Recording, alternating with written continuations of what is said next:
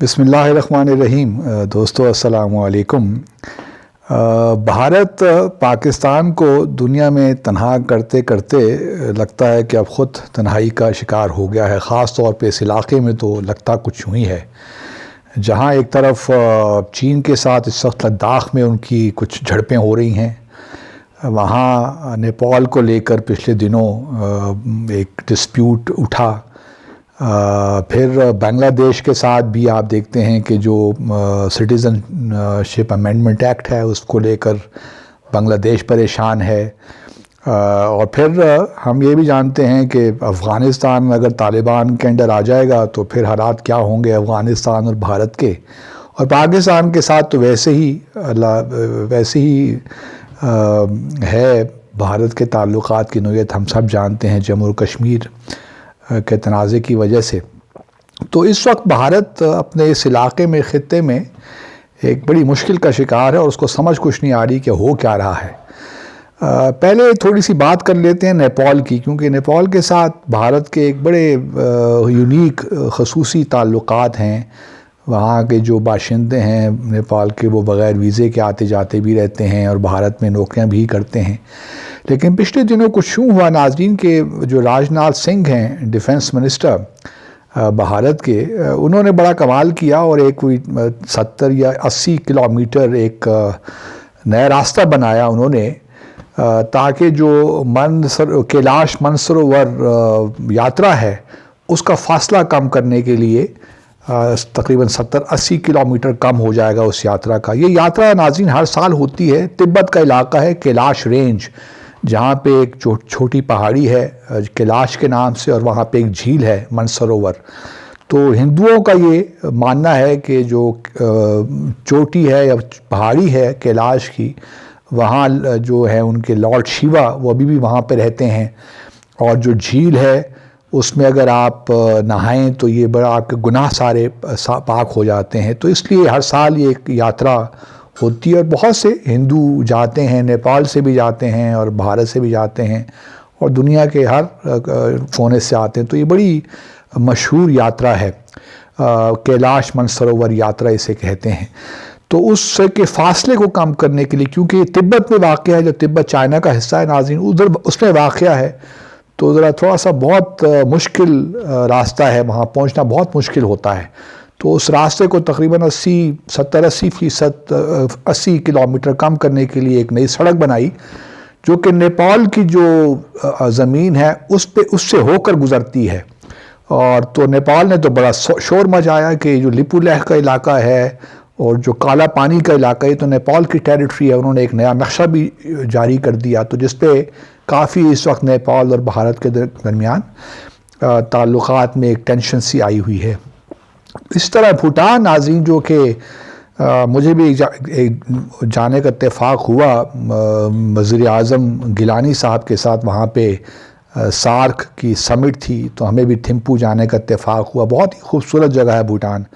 تو بھوٹان بھی جو چاہتا ہے کہ چین کے ساتھ تعلقات، ان کے جو سفارتی تعلقات نہیں ہیں بھوٹان اور چین کے درمیان، تو بھوٹان کی یہ بھی خواہش ہے کہ وہ چین کے ساتھ سفارتی تعلقات قائم کرے، تاکہ جو بھارت کا اس پہ ایک بالکل قبضہ ہے، کیونکہ بھارت بھوٹان کو اپنی اسٹیٹ کے طور پہ تصور کرتا ہے اور اس پہ اپنی اجارہ داری بھی اس نے قائم کر رکھی ہے۔ تو بھوٹانیز جو ہیں بڑے پیسفل لونگ لوگ ہیں، اور وہ چاہتے ہیں کہ ریجن میں جتنے بھی علاقے ہیں سب کے ساتھ ان کے تعلقات بہتر ہوں۔ تو بھوٹان کو جو ہے بھارت یہاں تک کہ سفارتی تعلقات بھی قائم نہیں کرنے دیتا چائنا کے ساتھ۔ تو اس سے آپ اندازہ لگا سکتے ہیں کہ بھارت کا جو مائنڈ سیٹ ہے وہ ہے کیا۔ وہ بنیادی طور پہ یہی ہے کہ جو اس کے قریب جو چھوٹے چھوٹے ہمسائے ہیں ان کو بس دبا کے رکھے، اور پاکستان اور ایک واحد ملک ہے سارک میں خاص طور پہ جس نے بھارت کی کوئی دھمکی یا اس قسم کی یا بولنگ جو ہے وہ قبول نہیں کی۔ چائنا تو خیر بہت بڑا ملک ہے، 1962 کی جو جنگ ہے اس میں ہم سب جانتے ہیں چائنا اور بھارت کے درمیان بھارت کو کس قدر زبردست شکست ہوئی تھی، اور اس کے بعد وہ گھبرا گئے تھے کہ کہیں پاکستان بھی اس طرف سے حملہ نہ کر دے جو ہے، تو وہ ہمیں شاید اس وقت کر لینا چاہیے تھا۔ اگر ہم کر لیتے تو شاید اس وقت جموں اور کشمیر کا سارا علاقہ ہمارے قبضے میں ہوتا، لیکن ایک امریکہ کے پریشر میں آ کے ہم نے اس وقت وہ نہیں کیا، حالانکہ وہ کر لیتے تو بہت ہی اچھا ہوتا، یہ کشمیر کا مسئلہ اب ہوتا ہی نہ، لیکن بہرحال وہ ایک موقع تھا جو ہم نے مس کیا امریکہ کے پریشر میں۔ تو اب چائنا چونکہ لداخ جو ہے بھارت نے 5 اگست کے بعد جو اقدامات 5 اگست کو لیے ہیں پچھلے سال، اس کے بعد لداخ اور جموں اور کشمیر کی پوزیشن تبدیل کرنے کی بھارت نے کوشش کی، آپ سب جانتے ہی ہیں۔ تو لداخ کو بھی ایک یونین ٹیریٹری بنا دیا گیا ہے۔ جموں اور کشمیر کی جو مقبوضہ جموں اور کشمیر کی زمین ہے ان کو 2 حصوں میں تقسیم کر کے 2 یونین ٹیریٹریز بنائی ہیں، ایک لداخ اور ایک جموں اور کشمیر۔ لداخ کا جو علاقہ ہے وہ اس میں ڈسپیوٹ ہے ابھی تک چائنا اور بھارت کے درمیان۔ تو ہم نے تو 1963 میں مارچ 1963 میں بھارت کے ساتھ ایک بارڈر ایگریمنٹ کر لیا تھا، تو ہم نے تو اپنے مسائل حل کر دیے، لیکن بہرحال جو ہمارا بارڈر ایگریمنٹ ہے that is also can be reopened جب جموں اور کشمیر کا مسئلہ حل ہوگا، جب ریفرینڈم ہو جائے گا وہاں پہ۔ تو لداخ میں اس وقت جھڑپیں چل رہی ہیں اور تعلقات میں کشیدگی ہے، لیکن جس طرح ہم نے دیکھا ڈوکلم میں جب 2017 میں یہ ہو رہا تھا بھارت اور چین کے درمیان، وہاں بھی ٹینشن تھی تو وہ بھی پھر معاملہ ہو گیا تھا، یہ بھی معاملہ ٹھیک ہو جائے گا۔ لیکن میں صرف جو بات کرنا چاہتا ہوں وہ یہ ہے کہ بھارت کا جو مائنڈ سیٹ ہے وہ بنیادی طور پہ یہی ہے، ہمسایوں کے ساتھ تعلقات کی نوعیت آپ اب سب جانتے ہیں کیا ہے۔ گو کہ یہ الزام پاکستان پہ لگایا جاتا تھا کہ پاکستان نے کسی اپنے ہمسائے کے ساتھ تعلقات ٹھیک نہیں ہیں۔ اس میں جہاں تک ایران کا تعلق ہے ہمارے تعلقات ٹھیک ہے، کچھ ہمارے پرابلمز ہیں، لیکن ایسی کشیدگی بھی نہیں ہے کہ ہم ایک دوسرے کے ساتھ جنگ کے لیول پہ آ جائیں۔ افغانستان کے ساتھ ہمارے تعلقات اگر ٹھیک نہیں ہیں تو اس کی اور بہت سی وجوہات ہیں، اس میں بھارت کی در اندازی بھی ہے، جو کہ وہاں کی جو نیشنل سیکیورٹی ڈائریکٹریٹ ہے ان کو فنڈنگ کرتا ہے، تحریک طالبان پاکستان کو فنڈنگ کرتا ہے، اور اس وجہ سے ہمارے تعلقات میں وہ اسٹیبلٹی نہیں آئی۔ لیکن جب طالبان،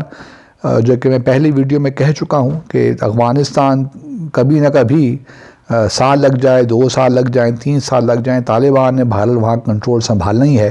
تو اس وقت افغانستان کے تعلقات ہم سے انشاءاللہ بہتر ہو ہی جائیں گے۔ جہاں تک بھارت کا تعلق ہے، بھارت کو فکر کرنی چاہیے کہ اور انٹروسپیکشن کرنی چاہیے کہ کیوں اس کے تعلقات جو ہیں اپنے ہمسایوں کے ساتھ درست نہیں ہیں، اور وہ آہستہ آہستہ تنہائی کا شکار ہوتا جا رہا ہے۔ تو یہ جو اس کا بھارت کا ایک زوم ہے کہ وہ بہت بڑی طاقت ہے، وہ کچھ بھی کر لے، جو چھوٹے اس کے ہمسائے ہیں ان کو بولنے کی اجازت نہیں ہے، تو یہ جو رویے ہیں بین الاقوامی تعلقات میں، یہ کسی طور بھی زیادہ عرصے تک چلتے نہیں ہیں، کیونکہ جو قومی ریاستیں ہیں وہ اپنے مفادات کو سامنے رکھتی ہیں، خاص طور پہ جو ان کی ساورینٹی ہے، ان کی ٹیریٹوریل انٹیگریٹی ہے، یہ چیزیں ہر قومی ریاست کے لیے بڑی اہم ہوتی ہیں۔ تو بھارت کو یہ سوچنا پڑے گا کہ اور اپنی جو ری وزٹ کرنا پڑے گا اپنی پالیسیز کو۔ مسئلہ یہ ہے کہ جو اجیت دوول ہیں ناظرین، بھارت کے نیشنل سیکیورٹی ایڈوائزر، وہ تقریباً ان معاملات کو دیکھتے ہیں، اور ان کا جو پرزم ہے دیکھنے کا وہ بڑا محدود ہے، کیونکہ وہ ساری عمر رہے ہیں، انٹیلیجنس آفیسر رہے ہیں، تو وہ ہر چیز کو اسی نگاہ سے دیکھتے ہیں، اسی زاویے سے دیکھتے ہیں۔ فارن پالیسی جو ہے یا تعلقات جو ہے، جو سفارتکاری ہے، وہ یونی فوکل نہیں ہو سکتی ہے، یونی ڈائمینشنل نہیں ہو سکتی، اس کی بہت سی ڈائمینشنز ہوتی ہیں۔ تو جب تک آپ ایک ہولسٹک اپروچ نہ ہو آپ کی فارن پالیسی کو کنڈکٹ کرنے میں، اس وقت تک آپ ایک کامیاب سفارتکاری کر نہیں سکتے۔ تو بھارت کا مسئلہ اس وقت یہ ہے کہ وہاں جو لوگ اس وقت اقتدار میں ہیں وہ ایک خاص زاویے سے چیزوں کو دیکھتے ہیں، جس کی وجہ سے ان کے لیے پرابلمز میں آسانیوں کی بجائے مشکلات بڑھ رہی ہیں۔ اور اگر بھارت نے اپنا یہ ایٹیچیوڈ چینج نہ کیا تو بہت سی جو ہیں چیزیں اور بھی خراب ہو سکتی ہیں۔ اب چائنا کا یہ ڈیمانڈ ہے کہ جو لداخ کی صورتحال ہے اس کو 1962 کی صورتحال پہ لایا جائے، جو کہ ان کا کلیم ہے اس علاقے میں اور آپ جانتے ہیں کہ تبت کی جو تاریخ ہے وہ بھی ہم سب جانتے ہیں، کس طرح سکھوں نے یہاں پہ آ کے یا ہندوؤں نے یہاں پہ رنجیت سنگھ نے جب 1820 میں قبضہ کیا تو اس کے بعد پھر کیا تاریخ رہی، پھر گلاب سنگھ نے کس طرح چین کے تبت کے علاقے میں قبضہ کیا. تو ایک پرانی تاریخ ہے جو چلتی آ رہی ہے. لیکن بہرحال کہنا یہی ہے، بھارت کو مشورہ یہی ہے کہ اب بھی آپ سوچ لیجئے، سدھر جائیے. اگر آپ چاہتے ہیں کہ اس علاقے میں امن آئے، ترقی ہو، تو آپ کو تمام ہمسایوں کے ساتھ عزت کے ساتھ رہنا پڑے گا. آپ ان کی ساورینٹی سے، ان کی ٹیریٹوریل انٹیگریٹی کے ساتھ کھیل کر کبھی بھی ترقی نہیں کر سکتے، اور نہ وہ مقام پا سکتے ہیں جس کی آپ کو بہت خواہش ہے. آپ سب کا بہت بہت شکریہ.